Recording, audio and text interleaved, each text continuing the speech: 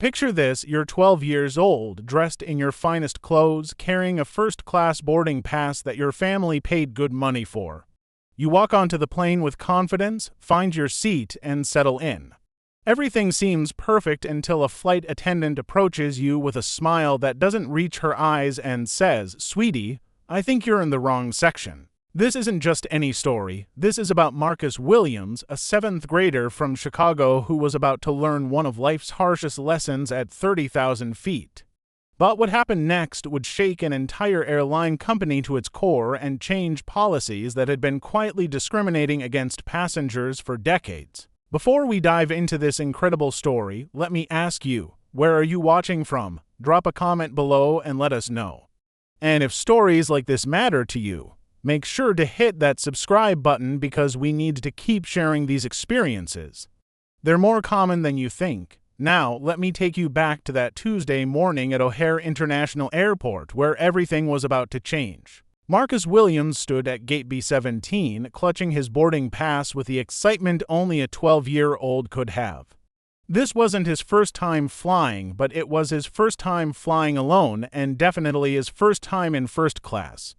His grandmother in Atlanta had fallen ill, and his parents needed him to fly there immediately while they handled some urgent business matters in Chicago. His father, Dr. James Williams, had specifically booked him first class for 2 reasons: extra attention from the crew and more comfortable seating for the anxious young traveler. What Dr. Williams didn't mention to the airline was that he was the CEO of Williams Medical Technologies, one of the fastest-growing healthcare companies in the Midwest, and a major corporate client of United Airlines. Marcus looked exactly like what he was, a well-raised, intelligent young man. His navy blue blazer was perfectly pressed, his white shirt crisp, and his black dress shoes shined to perfection. His backpack was leather, monogrammed with his initials, and contained his iPad, a book about aviation, and a letter from his father with emergency contact information. As boarding began, Marcus waited patiently in the priority line. He had his own one on his boarding pass, just like his father had taught him to check. When the gate agent scanned his pass, she looked at him twice, then at the screen, then back at him. "Is this your boarding pass, honey?" she asked, her voice carrying a tone that made other passengers turn to look. "Yes, ma'am," Marcus replied politely, exactly as his parents had taught him, seat 3A. The gate agent hesitated, then waved him through, but Marcus noticed her watching him as he walked down the jet bridge. He felt a knot forming in his stomach, but he pushed it aside. His father always told him to stand tall and be confident. He belonged here. Flight 1847 to Atlanta was a Boeing 737, and first class had only 12 seats. Marcus found 3A easily, a window seat on the left side of the aircraft. He stowed his backpack under the seat in front of him, fastened his seatbelt, and pulled out his book about aviation. He had dreams of becoming a pilot someday, and every flight was a learning experience. That's when she appeared. Jennifer Walsh had been a flight attendant for 15 years. She prided herself on maintaining order in her cabin and ensuring that every passenger was exactly where they belonged. When she saw Marcus sitting in 3A, something didn't sit right with her. "Excuse me, sweetheart," she said, approaching with that practiced airline smile. "Can I see your boarding pass?" Marcus looked up from his book, a bit surprised. "Of course," he said, pulling it from his blazer pocket. He handed it to her with the same polite confidence his parents had instilled in him. Jennifer looked at the boarding pass, then at Marcus, then back at the pass. "This says first class, but are you sure this is right?" "Sometimes there are mistakes with unaccompanied minors." "I'm not an unaccompanied minor, Mum," Marcus replied. "My parents bought this ticket for me. I'm flying to see my grandmother." But Jennifer wasn't satisfied. She called over Tom Bradley, the senior flight attendant. Tom was in his 40s, had been flying for 20 years, and generally tried to avoid drama. But when Jennifer explained the situation, he felt obligated to investigate. "Son," Tom said, his voice carrying more authority than Jennifer's, "we need to double-check something. Can you tell me who purchased this ticket?" Marcus felt his cheeks getting warm, but he kept his voice steady. "My father, Dr. James Williams, he has an account with United. We fly with you guys all the time." Tom looked at the boarding pass again, then pulled out his tablet to check the reservation. Everything checked out perfectly. The ticket was paid for, the seat was assigned, and there were no red flags in the system. But something about the situation still felt off to him. "I'm going to need you to move to coach," Tom announced. "We have some other passengers who need these seats, and honestly, it would be more appropriate for someone your age to sit back there anyway." The words hit Marcus like a slap. He felt every eye in first class turning toward him, and his face burned with embarrassment and confusion. But Marcus Williams wasn't just any 12-year-old. He was the son of parents who had taught him about dignity, respect, and standing up for what's right. His father had specifically told him that if anyone ever questioned his right to be somewhere he belonged, he should calmly state the facts and ask for a supervisor. "Sir," Marcus said, his voice quiet but clear, "I paid for this seat. My boarding pass is valid." "I'd like to speak with the captain, please." Tom's eyebrows shot up. Most kids would have just moved, maybe cried a little, but definitely wouldn't have requested the captain. "That's not necessary, son. Just grab your bag and follow me to the back." "I'm not moving," Marcus said, and every passenger within earshot turned to look. "This is my seat. I have a valid ticket. If you want me to move, I need to understand why." By now, other passengers were starting to murmur. A businessman in 2C pulled out his phone and started recording. An elderly woman in 4A shook her head disapprovingly, though it wasn't clear if she was disapproving of Marcus or the crew's treatment of him. Jennifer returned with the gate agent from earlier. "This is the passenger I was telling you about," she said quietly, though not quietly enough to avoid being overheard. The gate agent, Sharon Martinez, looked uncomfortable. She had been working for United for 8 years and had never had to remove a passenger for anything other than actual policy violations. But her crew was insisting there was a problem. "Young man," Sharon said, "we're trying to resolve this quietly. If you cooperate, we can get you a nice seat in coach, maybe even exit row for extra legroom." "Ma'am," Marcus replied, "I don't want extra legroom. I want the seat my family paid for. I want to be treated like every other passenger who has a first-class ticket." That's when things escalated. Tom, feeling his authority challenged by a child, made a decision that would cost him his job. "Security," he called into his radio. "We need assistance in first class." As airport security made their way down the jet bridge, Marcus did something that would be talked about for years to come. He pulled out his phone and called his father. Dr. James Williams was in the middle of a board meeting at Northwestern Memorial Hospital when his phone rang. He almost declined the call, but something made him answer. "Dad," Marcus's voice was steady, but James could hear the underlying stress. "They're trying to remove me from my seat." James excused himself from the meeting immediately. "What do you mean, remove you?" "The flight attendants say I don't belong in first class. They called security. Dad, I did everything you taught me. I was polite, I showed them my ticket, but they won't listen." James felt his blood pressure rising, but he kept his voice calm for his son's sake.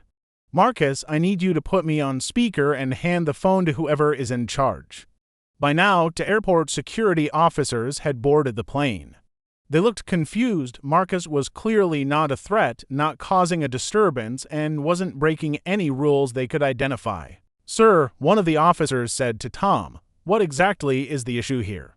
Tom suddenly realized he didn't have a good answer. The boy had a valid ticket, wasn't causing problems, and wasn't violating any actual policies.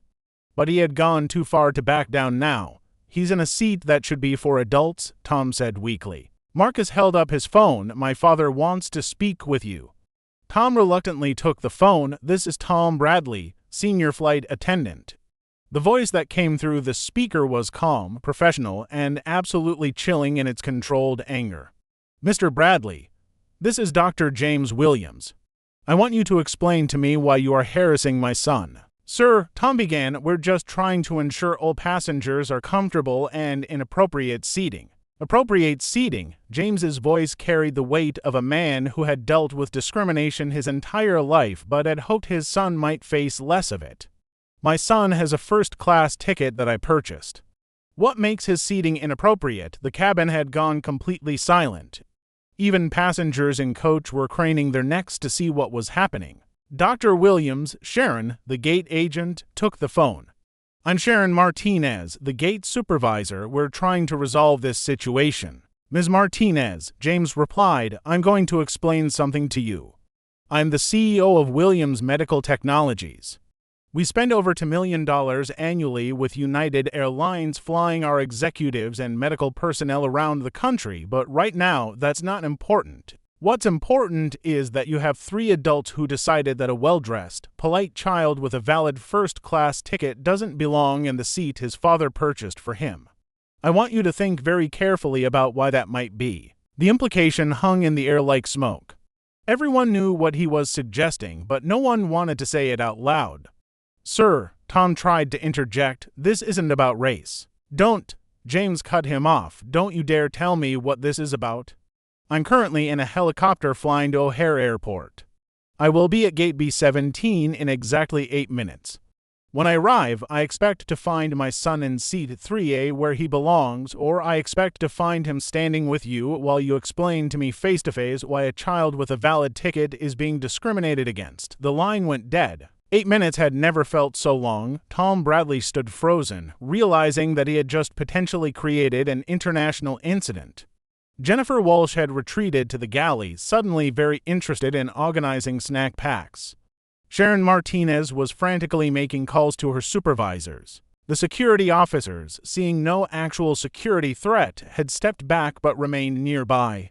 The passenger into C was still recording everything, and by now, several other phones were out as well. Marcus sat calmly in his seat, book back in his hands, but everyone could see his hands were shaking slightly. He was 12 years old, and despite his composure, this was still a traumatic experience.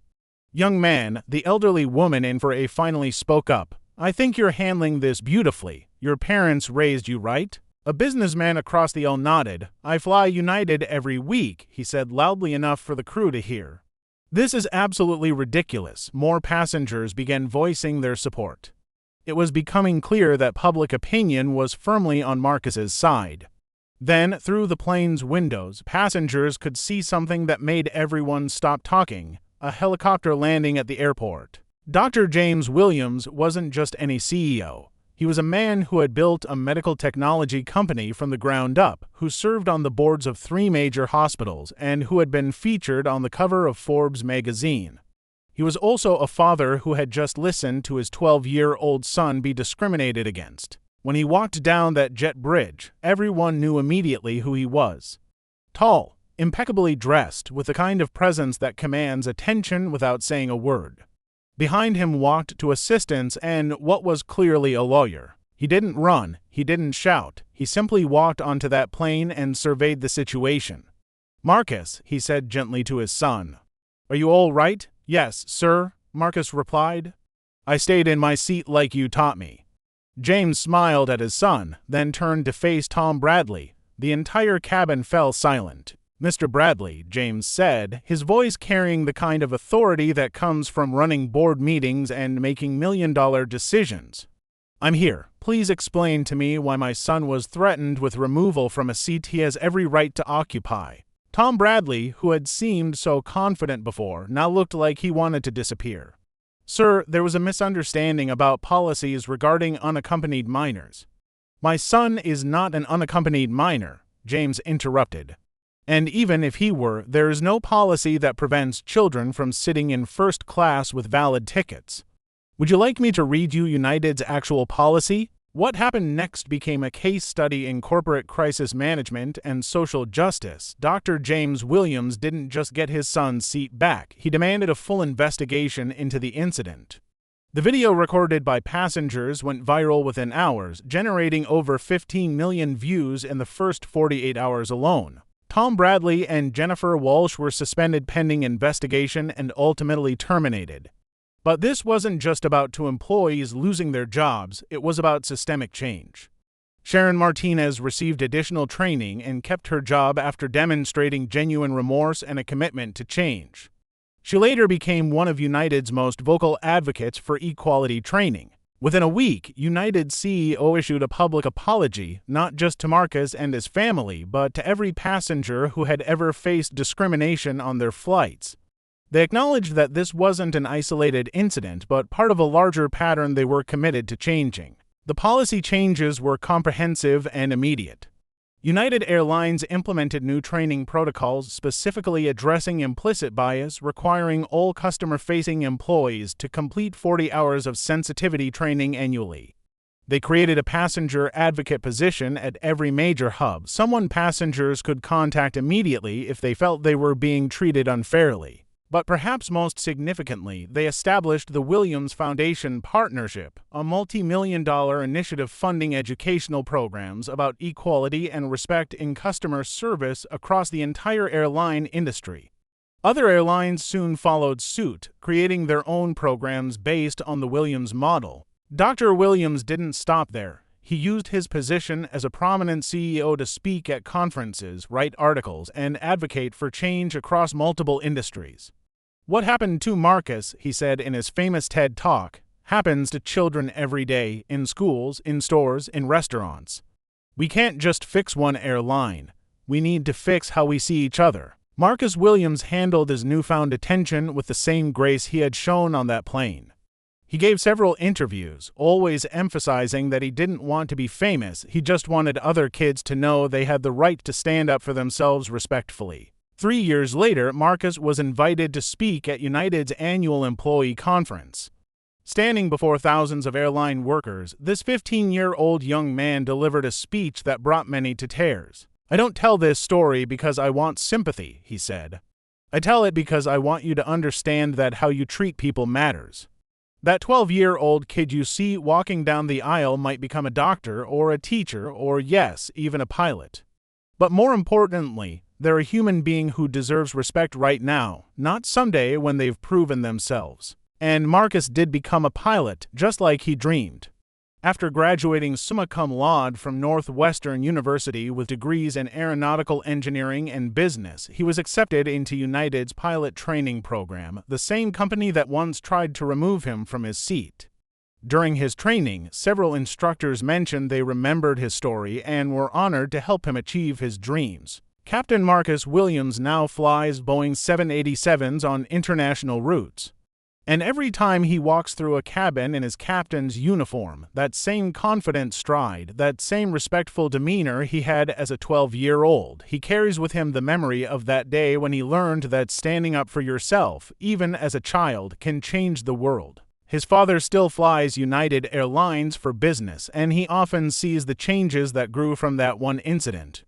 Flight attendants who make extra effort to welcome children aboard. Gate agents who double-check their assumptions before acting. A culture that has slowly but surely shifted towards seeing passengers as people first, assumptions second. But perhaps the most powerful legacy isn't in the corporate boardrooms or policy manuals.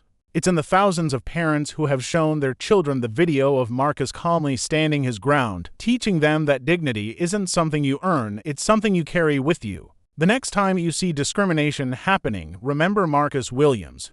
Remember that sometimes the most powerful thing you can do is simply refuse to move from where you belong.